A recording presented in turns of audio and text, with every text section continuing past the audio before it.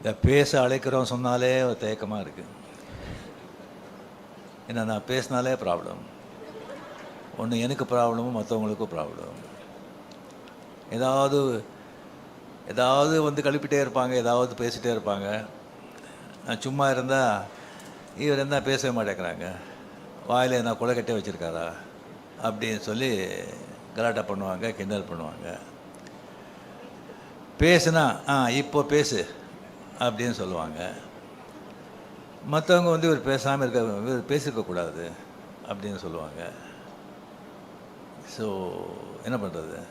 So ரொம்ப நாள் கழித்து நான் தெரிஞ்சுக்கிட்டேன், நம்மளை பிடிக்காதவங்களுக்கு நம்ம என்ன செஞ்சாலும் எது பண்ணாலும் பிடிக்காது. நம்ம பிடிச்சவங்களுக்கு நம்ம என்ன செஞ்சாலும் எது பண்ணாலும் பிடிக்கும்னு நினைக்கிறது முட்டாள்தனம். ஜாக்கிரதையாக இருக்கணும்.